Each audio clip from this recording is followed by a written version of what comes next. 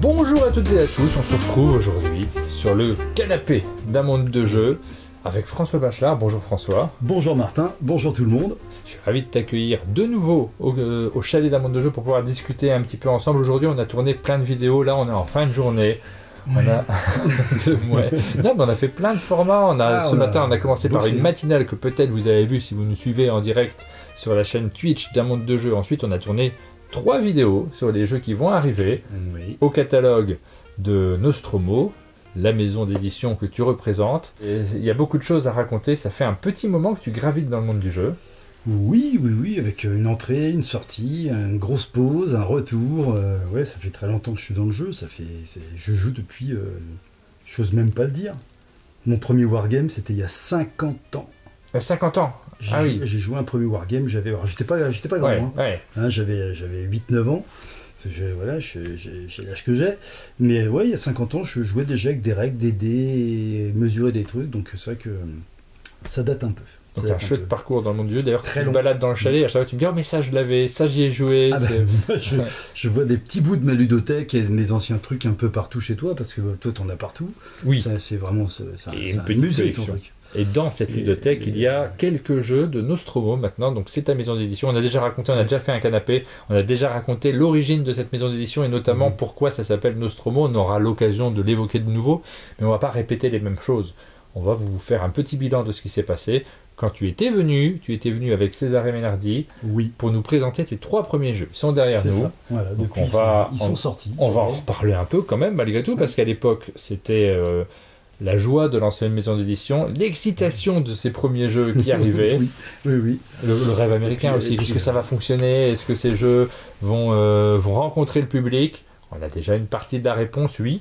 Il y a des jeux qui ont rencontré un certain succès. Le public, succès, pas que le succès d'estime, c'est le terme qu'on utilise pour dire qu'un jeu a convaincu la presse, mais il y a aussi de vrais succès publics, puisque Etheria, là tu me dis, c'est des chiffres de vente à 5 chiffres.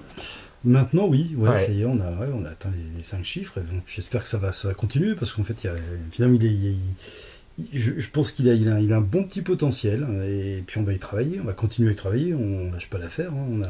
On avait même d'ailleurs ressorti 4 modes solo pour Cannes, donc dans un magazine que je n'ai pas amené bêtement. Donc on a sorti un magazine de 100 pages avec toutes les extensions, les modes, plus j'ai plein de trucs en fait. Un livre avec le héros dans Etheria, voilà.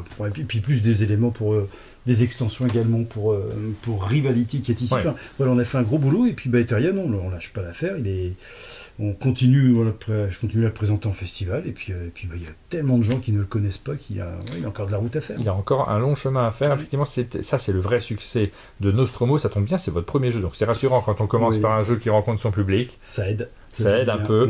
C'est un jeu qui s'inspire du jeu du golf, c'est-à-dire ce jeu de cartes dans lequel on fait un tableau de cartes et on essaye d'avoir des combinaisons efficaces qui fonctionnent bien, mais avec des petits pouvoirs de cartes qu'on n'avait pas forcément dans les versions de base du jeu du golf telles que Skyjo, que vous connaissez probablement. On a cet aspect-là, des petits pouvoirs, des personnages qui viennent d'un monde d'Heroic Fantasy. Pas mal d'interactions entre les cartes qui font que la pose de cartes est pas toujours facile à faire. Il y a toujours des décisions à prendre chaque fois qu'on joue. Donc il y a ce hasard de cartes évidemment.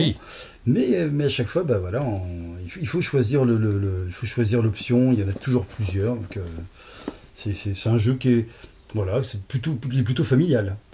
Familial plus, on va dire quand même, parce que c'est vrai qu'il faut rajouter les 2-3 petites règles qui vont se rajouter et qui peut-être parfois complexifient. Alors pas tant que ça en réalité, d'autant plus que tu m'as dit que votre intention c'est peut-être aussi un peu de le simplifier dans les prochaines versions. Oui. Ça c'est des réflexions. C'est des réflexions, il y a des pistes vers une extension possible. Donc il y a encore tellement de choses qui sont possibles qu'on verra ce que ça donne, mais on va pas le laisser comme ça en fait. On va le faire vivre. Puis on va même sortir un jeu dans l'univers d'Etheria qui n'a rien à voir en mécanique, mais on retrouve le même univers et ça va continuer à vivre. Et j'en suis ravi. Par contre, pour l'instant, vous ne l'avez pas simplifié. Tu sais ce que tu m'as dit, vous avez fait un magazine d'une centaine de pages avec toutes les versions que les gens ont imaginées, que vous avez imaginées, que vous avez proposées sur les sites internet. Donc ça marche ça comme type de... Parce que moi, en fait, je suis pas du tout client de ça. Je vais t'avouer quelque chose. J'aime beaucoup les jeux très épuré, et après quand il y a plein de variantes et de trucs qui se rajoutent, en général, je vais même pas voir. Mais moi, on a des retours de joueurs qui ont tout essayé, qui sont ravis parce que c'est pas juste des variantes, c'est qu'avec la même boîte, on a plusieurs jeux. Ce qu'on a mis en place, c'est des règles qui font. Il y a même une règle, il n'y a même plus la mécanique du jeu du golf. Ah oui, complètement autre chose. C'est complètement différent, donc on joue avec le même matos, mais un jeu différent. C'est un bac à sable. Voilà, c'est un bac à sable dans le même univers. Mais après, voilà, il faut effectivement, comme tu as raison, il faut faire l'effort d'aller chercher cette variante, de lire les règles et puis de l'appliquer, puis on se rend compte que voilà, le jeu n'est pas tout à fait le même. Donc les variantes sont un peu plus punchy. Si vous les avez faites, les variantes, n'hésitez pas à le dire dans les commentaires de la vidéo. Moi, je suis curieux de savoir quels sont vos préférés et est-ce que vous consommez ce type d'approche différente d'un jeu de société, le fait de trouver du développement autour. C'est un jeu donc il continue à vivre et que vous ne laissez pas. Ma variante préférée, c'est le mode frontière et c'est pas moi qui l'ai fait, c'est un joueur. C'est un joueur qui te l'a proposé. Qui l'a proposé. Ouais. Mais je l'ai retravaillé, et puis, mais par contre, à la base, il y avait tout, et 90% y était. Donc, j'ai juste fait des petits réglages, et puis ça marche super bien. Bah, faudra que tu me le fasses découvrir. Sur le site internet, hop, tu télécharges, t'as le mode frontière, mais c'est plus interactif. D'accord. Là, voilà, mais comme les jeux de cartes traditionnels, hein. Voilà, les royaumes se touchent. Donc, déjà, il y a un peu d'interaction. Non seulement ils se touchent sur les coins, puis en plus le centre, il y a des cartes également. Donc on se retrouve avec une espèce de grosse croix. Et on a beaucoup plus de possibilités. Et on peut pas mal aller enquiquiner le voisin. Et forcément, moi, ça me plaît. Dans les jeux de cartes traditionnels, on a 48 cartes et derrière plein de jeux différents, pas mal d'excellents jeux d'ailleurs, avec le même matériel. Et c'est vrai que nous, on est habitués maintenant aux jeux de société modernes dans lesquels à chaque fois on a un matériel complètement différent qui enrichissent très clairement, le matériel enrichit l'expérience de jeu, mais il y a possibilité d'inventer des règles différentes avec un matériel de base. C'est ce que vous avez fait sur Etheria, donc on va dire le gros succès de Nostromo, mais il y a eu 2 autres jeux qui sont sortis, on va repasser assez rapidement dessus avant de vous parler de la nouveauté, parce que c'est ça qu'on a envie de découvrir également. Les 2 autres jeux, c'est Rivality, donc là qui ne dérace pas, puisqu'en fait il y a le jeu de base, il y a une version un peu plus experte dans les règles, et puis il y a également des modes de jeu qu'on peut trouver sur notre site internet. Ah, là aussi. Où on peut jouer différemment, où le magicien, c'est la marque de fabrique. Voilà, au lieu d'invoquer simplement des golems, il peut également lancer d'autres types de sorts. Donc ça enrichit le jeu. Il y a des mises en place différentes. Enfin, moi j'aime bien pousser un maximum les jeux. Donc Rivality, qui est un jeu assez épuré, mais qui est sorti au mois d'avril, c'est tout récent. C'est tout récent. Et Saré, qui est le gros jeu du catalogue de Nostromo, le gros jeu par son matériel, qui est un matériel alors assez chic. Là, tu t'es fait plaisir quand même sur cette boîte de jeu. Oui, très élégante. C'est vrai qu'on a intégré dans la version boutique ce qu'on n'a pas pu faire dans la version participative. Voilà, donc il y a pas mal de choses. On a fait des plateaux double couche avec des petits trucs, ce qui n'était pas prévu à la base. Et puis on a réussi en fait à faire un bel objet. Je suis très très content de ce jeu. Là où j'aurais dit le seul bémol, c'est qu'il était positionné pas par nous, mais en jeu familial, et c'est pas du familial, ni du familial plus, c'est au minimum de l'initié. Minimum de l'initié. Et là, sur ce jeu-là, parce qu'il n'y a pas que des succès et que des bonheurs dans le monde du jeu, c'est peut-être votre petite déception, tu m'as dit, en termes de vente, hein, pour le coup, parce qu'il y a eu déjà le KS qui n'a pas fonctionné. Alors déjà, le KS n'a pas fonctionné, puis du coup, on y a laissé quelques plumes quand même. Et puis là, il est arrivé depuis avril, on ne peut pas tellement se prononcer en fait. Hein. Mais le souci qu'on a aujourd'hui, c'est que quand un jeu sort, s'il démarre pas en flèche, il y a des centaines de jeux qui arrivent entre temps. Qui viennent à la place, il faut réussir à convaincre les boutiques que le jeu est bon. Alors après, c'est que les boutiques doivent faire des choix, donc c'est pas simple. Hein. C'est pas simple, et puis c'est un jeu qui doit être conseillé, parce qu'il n'est pas connu par avance. C'est-à-dire que les joueurs ne vont pas rentrer dans la boutique en se disant « Bonjour, je veux Saré », ça existe. Peut-être que c'est passé. La campagne a aidé, en fait. Et ça lui a donné pas mal de visibilité. Donc il y a des joueurs qui l'ont acheté parce qu'ils avaient vu la campagne, ils ont été déçus de ne pas pouvoir aller au bout. Donc on n'a quand même pas tout perdu dans l'histoire. Oui, mais là, on n'est plus en avril. Donc on est un peu plus tard. Donc ce moment-là, les joueurs qui rentrent aujourd'hui dans les boutiques et qui vont rentrer au moment de Noël, par exemple, peut-être qu'il ne... Et puis c'est pareil pour les vendeurs des boutiques. Ouais, les vendeurs des boutiques, il faut qu'ils l'aient en rayon. Donc il y a cet aspect-là qui rentre en compte. Il y a beaucoup de gens qui vont le découvrir. Il n'est pas connu. Je l'ai vu en festival ce week-end. Et il y a plein de gens qui ont voulu y jouer. Il y a des gens qui avaient fait je voulais l'essayer. Donc il n'est pas passé inaperçu. Mais bon, il faut qu'il fasse son trou. J'espère que sa vie n'est pas terminée. Enfin, justement, si tu veux le décrire à l'occasion, là tout de suite, de donner le pitch, tu as 1 minute. Hein. Une minute, c'est super chaud. En 1 minute, réussir à nous dire pourquoi ce jeu-là doit être dans la bibliothèque de ceux qui nous regardent. J'étais un gros joueur de Kaiser 3 sur PC, c'est ce qui m'a inspiré. Hein. J'ai eu envie d'un jeu de construction de cité, puis je voulais pas d'un jeu de pose d'ouvrier, de mécanique trop complexe et brainy. J'ai voulu faire un truc qui apporte aussi de l'ambiance. Ouais. Donc j'ai ajouté un système de stop ou encore sur la production de ressources. Qui est rigolo parce qu'on n'obtient pas forcément les ressources dont on a besoin. Vraiment du stop ou encore. Voilà, c'est vraiment du stop ou encore. On contrôle bien les choses. Hein. Le but c'est de pousser ses ouvriers au maximum à bosser, à ramener des ressources pour vite construire des bâtiments avant les autres, mais pas trop les pousser pour pas qu'ils rentrent en révolte, parce que sinon là on perd un tour, ils se mettent en révolte. Et là on contrôle, c'est une prise de risque. Des fois il nous manque du bois, mais je vais continuer à faire bosser les ouvriers jusque très très tard parce que je veux du bois et j'ai pas toujours ce que je veux. Ouais. Donc après on est jamais bloqué, mais il y a un petit côté j'ai besoin d'avancer, de prendre des risques, et puis des fois je suis né dans le mur. Et je voulais absolument d'un jeu de gestion de ressources avec de l'ambiance autour de la table. Moi j'aime bien les jeux avec de l'ambiance. Ouais. Et il y en a.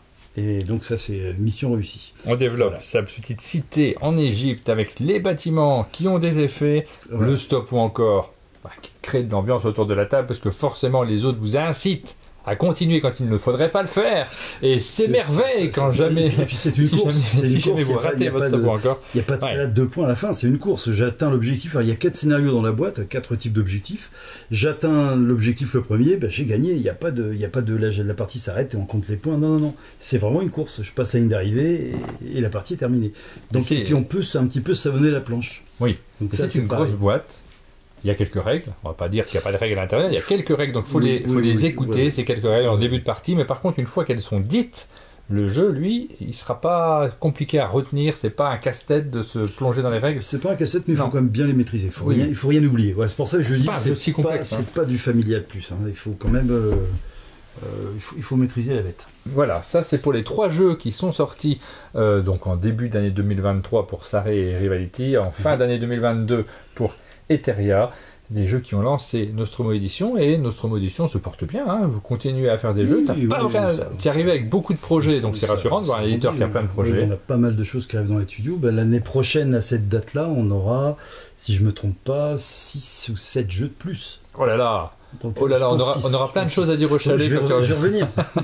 Quand tu reviendras pour faire le bilan de cette année de Nostromo Édition. Et puis il y a un petit événement quand même, parce que ça fait partie de la vie d'une maison d'édition. On l'a dit, tu étais venu l'année dernière avec Césarée, puisque tu étais représenté par Atalia. Oui. Et cette année, si les boutiques qui nous regardent veulent commander les jeux de Nostromo, il faut passer par Néoludis. Voilà, c'est plus le même catalogue. Toujours Atalia pour les 3 premiers. Oui, ça n'a pas changé. C'est un changement qui s'est effectué de manière propre. Voilà, tout à fait. Puis j'ai des jeux un petit peu plus... tu l'as vu, un petit peu plus rentre dedans. Et plus expert aussi. Voilà, et puis j'avais envie de travailler avec Néoludis, avec qui je suis en contact depuis très très longtemps. Et donc je suis passé avec Néoludis tout simplement, et puis ça s'est bien passé, puis je continue à bien travailler avec Atalia. Oui, voilà, donc là pour l'instant il y a des jeux chez les 2 distributeurs.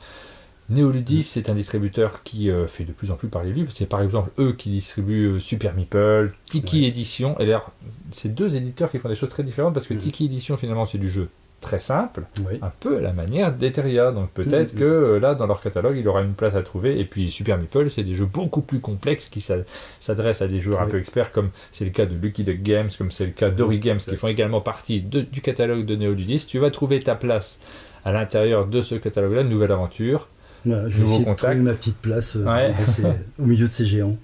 Et ça a été agréable de se faire courtiser aussi par des distributeurs différents. C'est toujours pas mal, ça fait plaisir. Peut-être parce que, je sais pas, ils trouvent que je suis...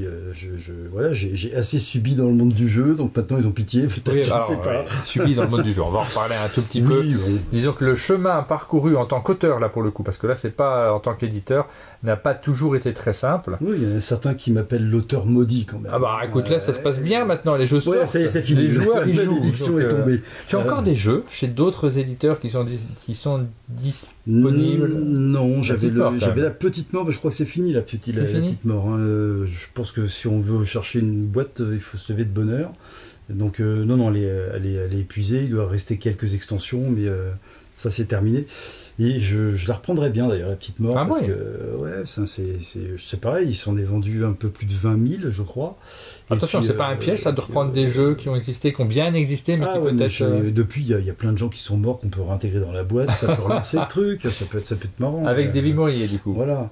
Ah bah si je fais, oui, ça sera avec Delcourt et puis Davy Mourier, bien sûr. T'en as discuté avec Lumberjack, l'éditeur d'origine? Pas encore, donc en fait Antoine, il faudra qu'on en discute. Peut-être. Il y a des étapes avant. Je te donne un tips. Faut pas annoncer ça devant les caméras avant d'avoir discuté avec Non, mais il n'y a rien d'ultra confidentiel. Lumberjack, ils ont arrêté le jeu, donc à voir. Je dis pas, je vais le faire. Hein. Oui. Mais pourquoi pas.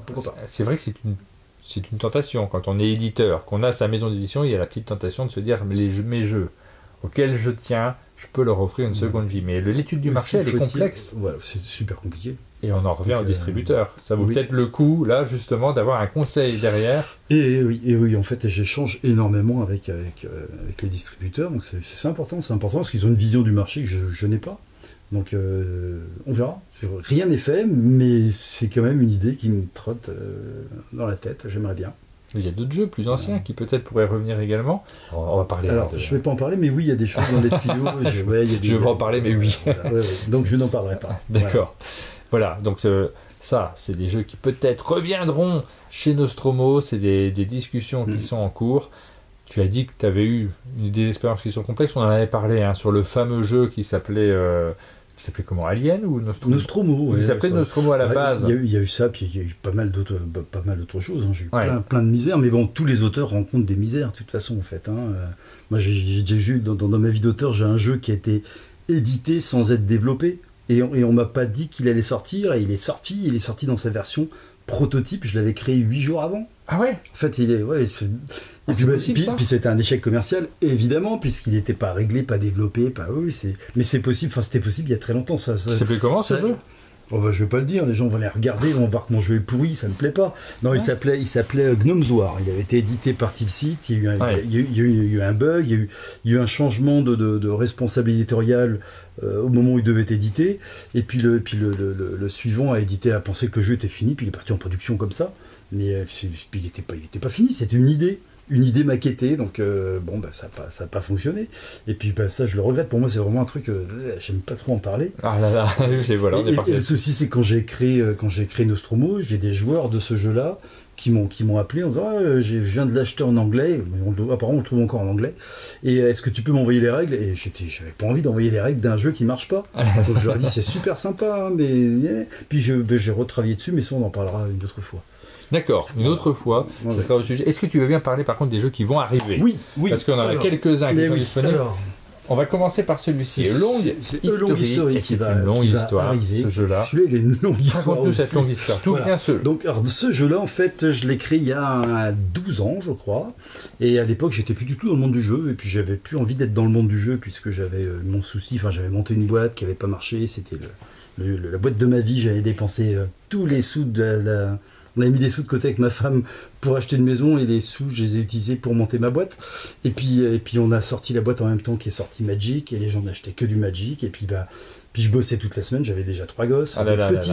Donc bosser toute la semaine, dépenser des sous, une boîte qui marche pas, j'ai fermé la boîte. Et puis c'était un grand moment de tristesse de ma vie. Oui. Et puis je me suis dit après tout, je vais rester joueur. À l'époque, j'avais déjà plein de jeux que j'avais créés, donc je voulais les éditer. Et puis je connaissais pas grand monde, puis le monde du jeu n'était pas développé du tout. Non. Donc c'était grosse tristesse, donc je me suis dit je vais rester joueur, et puis j'ai disparu du monde du jeu pendant 15 ans à peu près. 15 ans. 15 ans à rester joueur, hein. J'ai joué, j'ai acheté des jeux, j'ai continué à créer, pour me faire plaisir, mais plus dans l'optique d'en faire quelque chose, alors que j'avais envie d'en faire mon métier, donc depuis belle lurette. Et puis ce jeu-là, à un moment donné, je crée le jeu, et je l'ai créé, en fait, ça c'est le prototype original, j'ai créé ce jeu pour l'offrir à ma fille aînée. Cadeau d'anniversaire pour ses 22 ans. J'ai créé le jeu complet, je l'ai maquetté, il y a son nom, elle avait des cartes spéciales dedans. Je lui ai offert. Une boîte cadeau. En général, c'est les enfants qui offrent un collier de nouilles. Alors, voilà, moi c'était mon collier de nouilles pour ma fille. Toi, tu as fabriqué un jeu pour ta fille. Tout à fait. Et donc, puis il marche, et puis on jouait avec, et puis en famille, avec les copains, enfin bref. Et puis ça s'est arrêté là, et il se trouve que ma fille est partie vivre à Toulouse, et puis après, moi je suis redescendu aussi à Toulouse, me rapprocher de mes enfants. Et puis c'est assez drôle parce que à Toulouse, il y avait la société Edge Entertainment qui était anciennement Ludis. Oui. Voilà, le patron c'était l'importateur de Magic, c'est lui qui m'a tué. C'est lui qui m'a tué en fait, c'est lui qui a fait que ma première boîte n'a pas marché. Et d'ailleurs, il avait fini, quand j'ai fermé ma boîte, il a récupéré mes stocks et c'est lui qui a fini mes derniers stocks. D'accord. Donc on se connaissait, puis on s'entendait plutôt bien. Et arrivé à Toulouse, je ne savais même plus qu'il était là-bas. Et ma fille qui va au Toulouse Game Show, en fait, voit ce stand Edge, et elle me dit, oui, tu sais que tu le connaissais, le patron, tu devrais venir au TGS, puis lui dire bonjour, enfin le rencontrer, machin. Bon, il était 17h, je suis un gros flemmard, j'ai 17h, aller dans Toulouse. Je lui dis, demande-lui une carte de visite. Et donc, elle lui a pris sa carte de visite, il lui a demandé pourquoi. Il dit, voilà, je suis la fille de François Bachelard.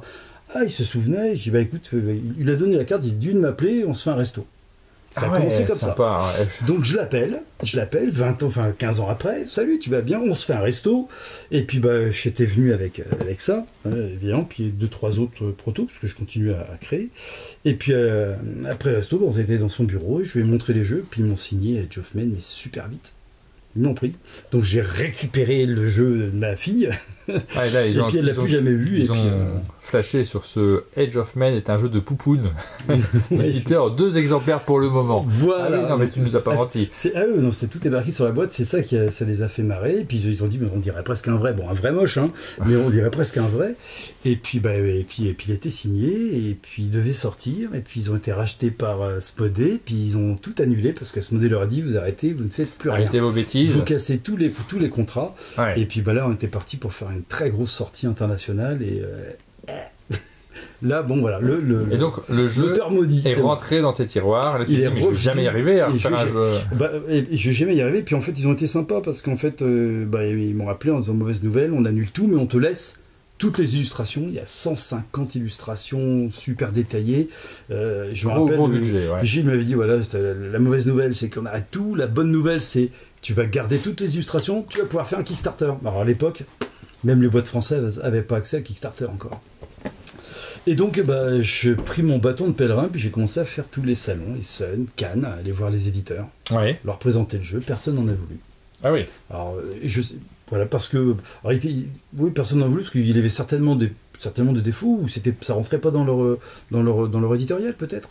Puis le temps est passé, et puis voilà, chasser le naturel, il revient au galop, j'ai eu envie de rattaquer, j'ai envie de...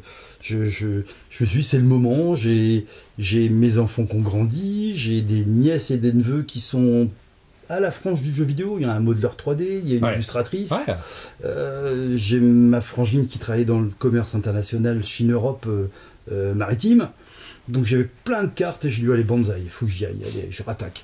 Et puis j'ai monté Nostromo il y a 2 ans. Ce qui t'a permis de relancer ces projets-là. Voilà. Et donc là, A Long History, j'avais les illustratrices, les illustrations. J'ai fait travailler une graphiste qui a refait le jeu intégralement. Et puis voilà, j'en suis super content parce que c'est un sacré bébé qui a une histoire, qui a une sacrée histoire d'ailleurs. Et donc la première boîte que je recevrai, ça sera pour ma Fifi à qui j'ai piqué le jeu. C'est pas bien de reprendre ce qu'on a donné. Donc le même petit message derrière. Voilà, je vais éviter quand même. De la part de Poupoune, je suis pas sûr que les joueurs comprennent ce qui se passe. Mais si, il y a le canapé maintenant dans lequel tu racontes cette histoire, et cette histoire elle fait partie. Donc voilà. Et donc fait partie de la longue histoire du jeu. J'ai eu le temps de le redévelopper. Il est finalement assez différent de ce qu'il était il y a 5-6 ans. Donc là maintenant, il est comme je veux. Bon, il est fini et il arrive à Vichy. Je l'aurai à Vichy. Ah, il sera à Vichy, ok. Et il sera à Vichy. Voilà, pardon, Vichy c'est déjà passé quand vous regardez cette vidéo. Oui, parce que donc il aura été à Vichy. Voilà, Vichy c'est un festival qui a lieu à la mi-septembre. Et on tourne juste avant là, donc clairement, c'est un peu difficile de monter cette vidéo dans la foulée. Oui, refais ton lacet parce que si tu cours et que tu tombes pendant le canapé, il peut se passer un drame. Ça me plaît pas de voir mon lacet qui traîne comme ça, je suis assez maniaque. Voilà. Donc ça, c'est un jeu qui sort sur cette fin d'année. Il y en a fin deux janvier, autres normalement. Fin janvier. Oui. Ah oui, parce qu'il y en a deux qui sortent, dont un qui sort avant. Oui, alors après, non, pas fin janvier, fin novembre. C'est pour ça que je me disais. Et puis après, c'est fin janvier, il y a Orcs versus Orcs qui arrive. Donc là, on est encore plus dans mon univers. Parce que c'est vrai toi, que t'es très orc. Alors, je suis pas très orc, je suis très baston en fait. J'aime bien les jeux de confrontation, mais j'aime bien aussi. Bon, faut pas que ce soit trop bourrin. Là, il a l'air bien bourrin quand même. Mais j'aime bien les jeux où il y a quand même de la compétition. Et celui-ci, je suis assez content de ce jeu-là parce que c'est le jeu qu'on peut sortir quand on a envie de se faire une petite castagne à 3 ou 4 qui va pas durer plus d'1h30. Ouais. Et on fait pas mal de choses en 1h30 rien qu'avec ce jeu-là. Puis il y a un petit côté calculatoire, tu as pu t'en rendre compte. Ah oui. C'est pas juste des armées qui se rentrent dedans et on lance des dés. Non, pas du tout. Ah, il y a un petit système. Alors effectivement, on va développer. Il est plus fin. Ouais. On va développer sa petite armée d'orques pour essayer d'occuper un territoire. Et il y a un petit système qui va se joindre à un jeu de conquête finalement avec 3 points d'action qui vont nous permettre de nous déplacer, de recruter, d'attaquer. Il y a un système déjà de deck building pour gérer les attaques qui est assez malin, mais on sent que tu aimes bien les jeux de cartes quand même. Oui, il y a souvent des mécaniques de jeux de cartes dans tes jeux. C'est vrai. Et derrière, un système d'objectifs variables. Oui, qui ne seront pas toujours les mêmes. D'objectifs qui empêchent les joueurs finalement de rester sur de faire la même chose. On est obligé de s'adapter en fait. Si on veut récupérer des points de gloire nécessaires à la fin de la partie, puis les réglables au niveau timing. Donc j'ai pas mal bossé. Il se joue bien à 2, il se joue bien à 3, il se joue bien à 4. En équipe à 4. En équipe à 4. Donc les sensations de jeu sont toutes à chaque fois différentes. Et puis surtout, voilà, on n'est pas parti pour jouer 4 heures comme certains jeux de conquête. Moi j'adore les jeux de conquête, mais c'est souvent très long et je préfère un format un petit peu plus court. Donc un jeu de conquête assez accessible avec un thème. La couverture vous donne l'impression d'un jeu très agressif, mais en fait à l'intérieur on a des petits meeples tout choupinous d'orques, une petite campagne assez agréable. Et puis un petit cœur sur le slip derrière, c'est assez rigolo en réalité. C'est pas le jeu qui va vous faire peur. On n'est pas dans cette catégorie-là du tout. Papa peut très bien jouer avec son fiston et se régaler avec ça. Et enfin, je sais pas si on peut dire enfin parce qu'il y a plein d'autres projets derrière, mais Clash 451, le destin d'Attila, ça c'est un petit jeu de cartes dont tu n'es pas l'auteur et c'est la grande nouveauté. C'est ça. Chez Nostromo, il n'y aura pas que des jeux de François Bachelard. Non, parce que j'ai pas envie de faire que mes jeux, alors même si j'en ai encore plein dans les tuyaux. Et puis quelque part, j'ai envie d'être un vrai éditeur. J'ai l'impression qu'on n'est pas un vrai éditeur quand on édite que ces jeux. Ouais. Donc j'ai l'impression quand on me dit c'est de l'auto-édition, je trouve ça presque un peu péjoratif. Ah oui, et les gens disent ça. Les gens sont sympathiques. Toujours. Alors qu'ils ne se rendent pas compte du boulot que c'est une horreur. Mais donc j'ai envie de montrer que non, je n'édite pas mes jeux parce que j'ai pas réussi à les caser. C'est vrai que j'ai pas réussi à les caser d'ailleurs. J'en ai montré plein. Je pense qu'il y a pas mal d'éditeurs qui vont dire mais oui, il me l'avait montré celui-là. Et puis celui-là, il me l'avait prêté. Et bon, oui, mais j'ai pas abouti. Et puis ça, c'est le premier d'une longue série. Là, aujourd'hui, j'ai 4-5 auteurs qui m'ont présenté des choses qui me plaisent bien. Et donc, ce sera, c'est le premier. J'ai un autre jeu qui est signé, qu'on est en train de développer. Puis j'en ai 3 autres sous le coude, je pense que je vais les signer. Je prends du temps, je travaille avec les auteurs, on fait le développement. Et à chaque fois, je leur dis, si tu signes ailleurs, mais dès que je vais signer, ton jeu sortira très vite derrière. On ne les signe pas immédiatement, toi. Non, je signe pas tout de suite. On m'a tellement bloqué mes protos, je ne veux pas faire ça aux auteurs. Donc je travaille avec eux, et puis quand je signe, celui-là par exemple, je l'ai signé, en fait il sort 1 an après que je l'ai signé. Même pas. Je l'ai signé au mois de mai celui-ci. Avril-mai. Ah oui, donc c'est vraiment pas très vieux. Voilà. Mais pareil, ce jeu-là, il y a une histoire assez rigolote, parce que j'étais sur un salon, j'avais fini la 3e journée de salon, j'étais épuisé, j'avais 4 tables et j'étais tout seul à gérer, donc j'ai failli mourir. Et puis le dimanche, je remballe mon stand, et puis y a un gars qui se pointe et qui me dit est-ce que tu pourrais me donner des conseils sur l'édition des jeux ? Et moi, j'avais 3 heures de route, j'avais qu'une envie, c'était de me casser. Et je lui ai laissé ma carte, il n'y a aucun problème. Je te donne tous les conseils que tu veux, mais pas maintenant, parce qu'il faut que je rentre.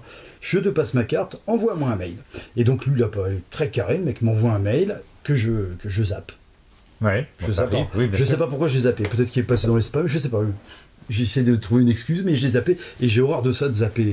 Je réponds toujours, mais pas là. Puis il a cru que il a cru que je lui répondais pas. Puis il est revenu à la charge 6 mois après. Et là, je me suis rappelé de lui. Moi, je pensais qu'il m'avait pas écrit. Bon. Et donc là, il m'a envoyé son jeu en proto. Je l'ai essayé. J'ai vraiment trouvé ça super. Et puis je l'ai rappelé tout de suite. C'est possible de se faire éditer en envoyant un mail. Vous voyez, c'est... Ah oui, c'est possible. Ouais. Alors, il avait envoyé un mail, puis après, il a envoyé le jeu quand même. Et puis là, je l'ai appelé tout de suite parce que je voulais savoir à qui j'avais affaire. Est-ce que j'avais affaire à quelqu'un de psychorigide qui veut rien changer?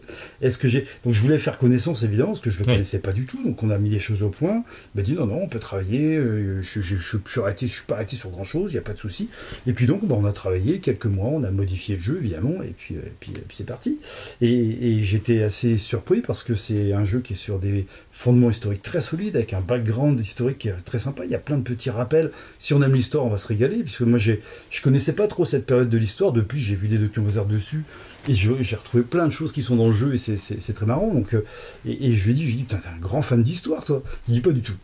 J'ai dit, bon, bah ok, mais en tout cas, tu joues beaucoup. Je suis pas joueur. Ah là là, c'est très, très surprenant. En fait, pas ça. gamer. Ouais.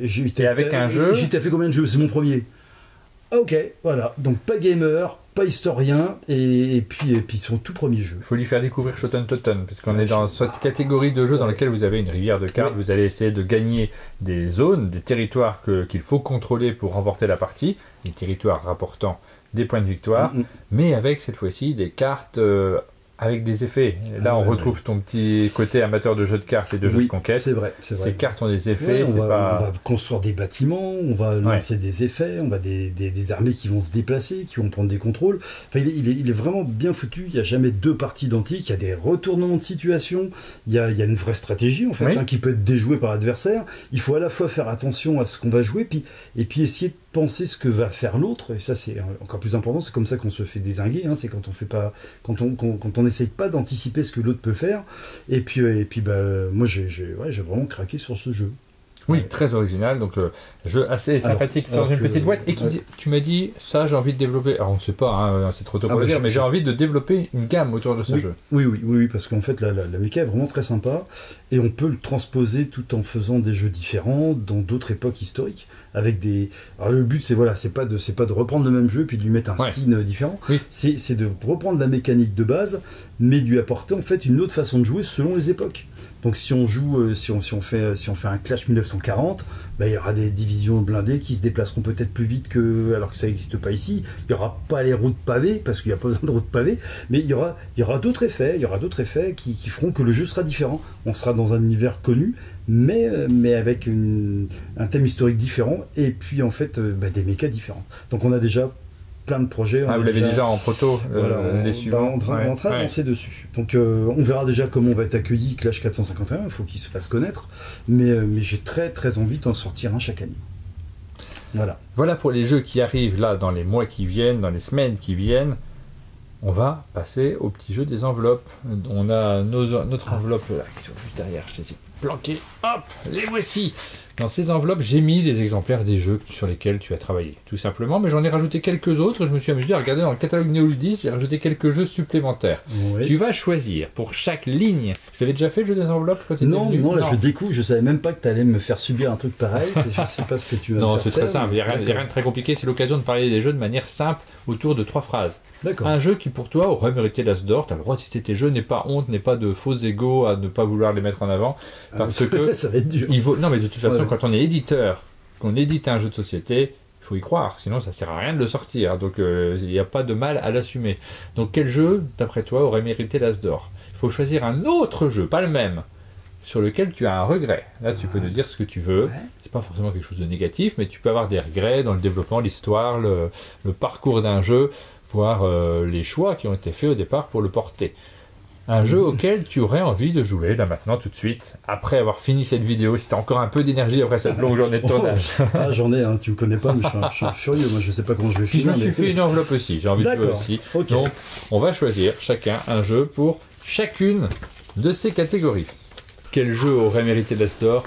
Moi, je pense, mériter l'As d'or, non, déjà qui aurait pu être dans les présélections, ça m'aurait fait oui, plaisir. c'est un peu ça, c'est une formulation. Tu sais ce que fait la presse, ils mettent des gros titres. Mériter l'As d'or, non, mais celui qui était le plus à même peut-être d'être présélectionné déjà, ce qui nous aurait fait vraiment plaisir à toute l'équipe. Évidemment, c'est Teria. Et tu as attendu un petit peu au moment de l'annonce, est-ce que tu as cette petite excitation de se dire j'espère que je suis dedans? Oui, parce qu'en donné de Cesare m'a dit je reçois une des jurées de l'As d'or, on va leur présenter tout ce qu'on a et elle va faire une présélection et évidemment je vais lui présenter Eteria qui n'a pas été retenu parce que mécanique du golf. Tout simplement. Juste ça, alors que dommage, c'est ce qu'elle a dit a priori.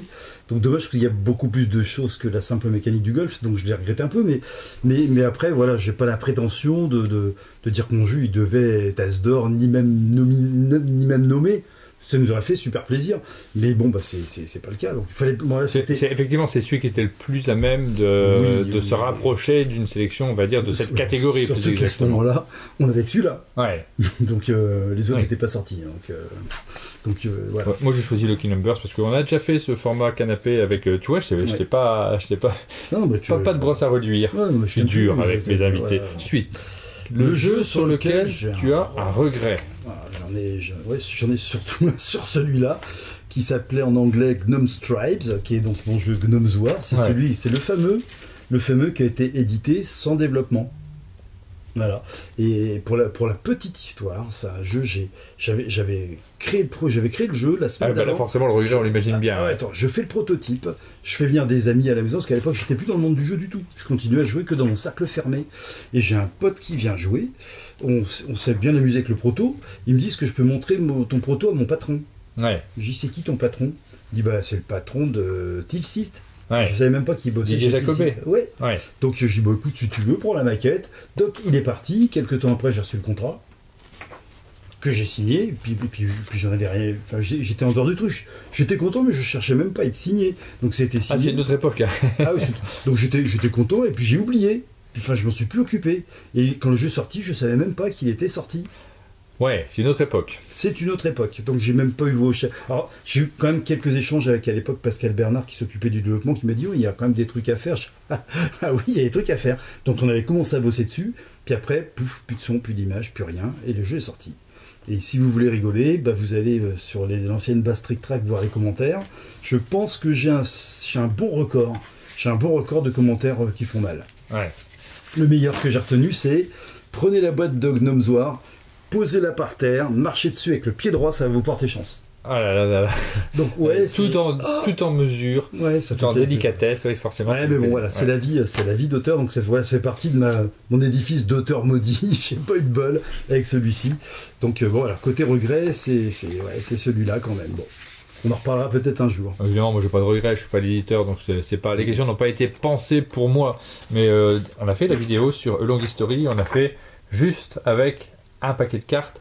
Clairement, c'est pas un regret, c'est un peu la catégorie après, c'est plutôt j'ai envie de jouer avec les 3 paquets de cartes maintenant, j'ai envie de faire la partie entière parce qu'à l'intérieur de ce jeu, pas la même chanson. Vous avez un paquet de cartes préhistoire, un paquet de cartes antiquité, un paquet de cartes Moyen-Âge, on a joué que à l'antiquité et j'ai envie de voir comment le jeu se développe sur une petite campagne en réalité. Je sais pas comment tu appelles ce mode de jeu où tu fais les 3 enchaîner. Ouais, oui, c'est ça, c'est un peu, j'ai pas de nom, c'est un mode campagne. Si on a envie d'enchaîner plusieurs âges, on le prévoit au début du jeu, on peut même le faire en cours. Hein. Une fois qu'on a fini en disant finalement c'est fini, non, allez hop, on attaque le Moyen-Âge. Et puis on enchaîne avec le lien qu'il y a entre les 2 heures. Mais c'est vrai que c'est pas mal parce que même si on démarre avec un peu de retard, on peut se rattraper sur les autres âges. Voilà. Bon, on a fait une super vidéo, hein, c'était très agréable et je pense que la vidéo est super pour vous découvrir le jeu. Ça montre la mécanique. Par contre, moi, il faut que j'y joue maintenant dans une dimension un petit peu différente. J'ai envie de découvrir la durée, le jeu sur la durée plus exactement. Quel est le jeu auquel tu aurais envie de jouer là tout de suite? Bon, c'est encore un des miens, parce que je n'y joue plus, je fais jouer les autres maintenant. Ouais. Et puis. On a joué un peu aujourd'hui, hein, t'es acteur. Alors, oui, mais enfin, ça fait des démonstrations. Non, j'ai envie de me refaire une bonne grosse partie avec des potes gamers, et puis à 4, parce que ça n'a pas du tout la même dimension. C'est Orcs vs Orcs, qui est vraiment le jeu je vais pas dire que c'est celui qui me ressemble le plus, mais j'aime bien parce qu'il est rapide et puis on s'éclate bien avec. Est-ce que tu as l'occasion, est-ce que ça peut arriver de te retrouver à une table avec ce jeu mais sans dire que tu en es l'auteur? Parce qu'il n'y a pas ce petit rêve de se mettre dans une table, de regarder comment ça se passe puis de dire à la fin, bah, en fait, c'est moi qui l'ai créé. Disons que ça m'arrive assez souvent sur les salons, quand les gens jouent à mes jeux, ils ne savent pas que je suis l'auteur. Ah oui. Ouais. Je me pointe pas en disant coucou, c'est moi, genre de ça en plus. Donc ils jouent et puis parfois j'ai leur avis alors qu'ils savent pas que c'était moi. ou parfois en fait ils me demandent, après avoir joué, c'est vous l'auteur? Et puis je dis bah ouais, c'est moi. Ah super. Et ça fait super plaisir, évidemment. Ouais. Mais la plupart du temps non, ils savent pas, à part les gens qui vont peut-être repérer, qui me connaissent, je suis pas très connu. Donc je suis incognito et puis non, ça me permet d'avoir un petit peu le retour. Je les vois jouer, je leur explique, ça me permet de voir un petit peu ce que ça donne autour de la table et ça c'est très enrichissant. Voilà pour A Long History. Moi j'ai choisi Mission Aldébaran. Ah, oui, ou Aldébaran. Moi j'ai tendance à dire Aldébaran. J'ai l'habitude de dire comme ça. Je ne sais pas ce qu'on doit prononcer exactement sur ce titre-là. Pourquoi? Parce que je dois t'avouer que je suis un grand fan. Je suis fan de très peu de choses. J'ai pas du tout un caractère de fan, moi, de manière générale. J'aime bien justement passer d'une chose à une autre. Mais je suis resté fasciné par l'univers des films et surtout toute la création qu'il y a eu autour des films aliens. Et du coup, j'étais déçu pour toi de cette triste aventure que tu as eue sur ce jeu-là. Hein. Oui, c'était ce jeu-là, qui m'a apporté beaucoup, hein, parce que honnêtement, c'est inespéré finalement ce qui s'est passé pour moi. Ouais. Parce que si ça se trouve, j'aurais peut-être même pas créé ma société si c'était pas arrivé. On rappelle très vite l'histoire. Ce jeu-là, tu l'as signé avec un éditeur. Tu l'as pas signé, tu l'as présenté à un éditeur. Il était en gestation, exactement comme j'ai des auteurs en ce moment avec qui je travaille. Il était en fait, il aurait dû être dans le giron de Edge aussi. Ça faisait partie des jeux avec Edge, j'avais quand même pas mal de jeux dans les tuyaux. J'avais un jeu sur Breaking Bad, j'avais La Petite Mort, qui est passé après chez Lumberjack, heureusement. J'avais celui-ci, évidemment, j'avais Edge of Men. Donc j'avais pas mal de trucs qui étaient tout s'est effondré en même temps. Ouais. Donc ça a piqué un petit peu. Bon, j'en suis pas mort, ce qui nous tue pas nous rend plus fort. Et ça, c'était... Donc c'est un éditeur qui a sorti le jeu, mais en disant de c'est l'auteur en fait. Hein, donc on laisse tomber l'auteur, on ne le rémunère pas, il fait plus partie du projet, on a changé 2-3 petits trucs, mais c'est plus le même jeu, sachez-le. Mais il a quand même le même nom, il y a quand même des cartes qui ont le même nom, des mêmes effets. Non. Donc j'ai passé un moment assez pénible, et puis j'ai pas eu besoin de me défendre. C'est ça qui est bien, c'est que la communauté, c'est c'est une communauté assez saine dans le monde du jeu de manière générale. Quand il y a des causes à défendre, les gens les défendent. Voilà. Donc ce jeu-là, il va sortir. Tu es en train de travailler dessus. Il va sortir. J'ai fini de le développer. J'ai encore travaillé dessus il n'y a pas si longtemps que ça. Et puis je suis content parce que ce coup-là, comme je dis souvent en rigolant, cette fois-ci c'est moi qui l'ai développé, c'est pas quelqu'un d'autre. Parce qu'en fait, il a été développé par les outils. Il y a quand même pas mal de différences, hein. Ouais. Mais on sentait bien que c'était parti sur ma base de travail, donc ça c'est pénible, c'est pas cool. Donc là effectivement il va sortir, si tout va bien j'aurai des premiers exemplaires pour Cannes, il est en finition, donc j'espère que j'en aurai, et il sortira très probablement vers le mois de mai je pense. Si tout va bien, parce qu'après il y a le retard, on ne sait jamais ce qui peut se passer. Oui, et puis c'est pas du KS là, donc s'il y a des retards, vous ne les verrez pas s'il y en a. C'est un jeu qui va faire du bruit dans le sens où quand on joue c'est bruyant. Ah, dans l'espace, vous entendrez les joueurs. Voilà, on a l'inverse de l'ambiance qu'il y a dans Alien où c'est oppressant. Là, c'est bruyant, ça part en cacahuète. Enfin, c'est un jeu d'ambiance. C'est un jeu d'ambiance. Ouais. Hein, une partie, une manche, on va dire. On peut jouer juste une manche. C'est 15 minutes. Donc, on joue en 15 minutes. Je propose d'en faire 3 de suite et puis de faire le cumul des points. C'est comme ça qu'en fait, on fera une partie complète. 45 minutes, mais en général, on s'arrête même pas au bout de 45 minutes. Hein. On continue parce que c'est assez délirant. Donc j'ai rajouté quand même pas mal de choses. Je suis pas mal enrichi le truc. Donc j'ai hâte aussi qu'il sorte parce que celui-là il a aussi une longue histoire. Voilà, ça c'est pour notre petite rubrique du jeu des enveloppes. Ça nous a permis d'évoquer des jeux qui sont dans ton catalogue ou qui vont arriver dans ton catalogue. C'est le cas de ce jeu sur comment il s'appelle, Aldébaran, Mission Aldébaran. Mission Aldébaran, oui. C'est une étoile géante Aldébaran. Ouais. Moi je connais l'histoire, hein, mais bon, je dis oui, voilà, ok. Ouais, ça aurait pu s'appeler Mission Proxima, bien sûr. Mission Alpha du Centaure. Donc voilà, pour le jeu, c'est toujours une référence à cette histoire sur ce jeu qui ne s'est pas fait. Le titre du jeu Mission Aldébaran, on va pas revenir dessus. Mais ce projet va voir le jour chez toi, chez Nostromo. On aura l'occasion d'y jouer enfin et c'est le jeu auquel j'aurais envie de jouer pour découvrir ce jeu dont on a tellement parlé mais auquel je n'ai pas joué. Il y a d'autres projets pour l'année prochaine, on arrive tranquillement sur la fin du canapé, on ouvre sur les autres projets. Il y a d'autres projets, il y a un nouveau jeu dans l'univers d'Eteria qui va sortir, qui va s'appeler Eteria Genesis. où on va incarner des dieux qui vont créer les terres d'Etheria, les futurs royaumes, et qui vont y implanter les tribus originelles de nains, d'humains, il y a encore des dragons, il y a des pierres de puissance. On retrouve des composants du jeu dans un jeu complètement différent cette fois-ci, qui est un jeu de pose de tuiles qui est assez vicieux parce qu'on peut, en posant ses propres tuiles, nuire un petit peu à l'adversaire. Donc toujours pareil, moi j'ai besoin d'interaction. Donc il y a un petit peu d'interaction, pas beaucoup, mais il y en a un petit peu, c'est un peu filou. Donc il y a celui-ci qui va sortir, on est déjà donc en train de travailler sur un prochain Clash. On a alors qu'est-ce que j'ai d'autre qui va sortir? Attends, là j'ai un trou, je sais plus du tout. Tu m'as dit pas mal, hein. 6 jeux qui pourraient sortir l'année prochaine, donc ça commence à faire pas mal. À partir de maintenant jusqu'à dans un an, il y aura quand même eu, donc il y aura eu Long History, évidemment je le compte, Orcs vs Orcs, Clash 451, Mission Aldébaran, Etheria Genesis, et on va attaquer, on va commencer à... Il sortira peut-être pas l'année prochaine quand même. Son nom de code aujourd'hui, c'est Dark Side of the Gnome. Très référence à la musique, hein. Genesis, c'était 50 ans de Dark Side of the Moon cette année. Donc, puis je suis un gros fan de Pink Floyd, donc ça sera un petit clin d'œil. T'aimes bien faire des clins d'œil dans les titres de tes jeux, j'ai l'impression. Oui, j'aime bien, Donc voilà, programme très, il y en a un autre qui sort, je savais qu'il en manquait un, et qui sera peut-être à Cannes. Donc en fait, avec l'équipe, on a envie de dire qu'il va sortir sans dire ce que c'est. D'accord. Ça sera la surprise de Cannes. On est en train de voir. Est-ce qu'on va en parler? Est-ce que c'est bien de trop dévoiler de choses? Il faudra venir nous voir, et puis on aura vraiment un truc très particulier. Ouh là là, ce teasing de fou, vous le découvrirez sur le stand de Cannes, et on aura l'occasion de reparler, de revenir sur tous ces jeux au fur et à mesure de leur sortie, puisqu'ils vont arriver dans les boutiques, ou pour certains, je ne sais pas quand on diffuse cette vidéo, ils vont arriver, vous allez avoir l'occasion d'y jouer, et surtout nous avons réalisé des vidéos sur les 3 premiers en tout cas. Oui, et on a bien travaillé. Voilà, aujourd'hui, très grande journée de travail. On va maintenant passer au montage, on a plein de formats à monter, on va vous faire découvrir tous ces jeux, on est très fiers de vous les faire découvrir. Comme d'habitude, vous allez pouvoir les commenter également, nous dire ce que vous en avez pensé. On est toujours très attentifs à tout cela. N'hésitez pas à commenter cette vidéo, à partager avec nous, et vous suivrez encore les aventures de François. Ça me fait vraiment plaisir en fait de t'accompagner. Les aventures de François. Mais non, mais c'est ça. On a commencé avec. Tu es venu pour le lancement de ta maison d'édition. Oui. C'est une expérience qui est tardive dans ta carrière. Oui, si je l'avais pas fait, je l'aurais regretté. C'est surtout ce qui m'a poussé. J'ai dit, il faut que je le fasse. Si je le fais pas, je vais le.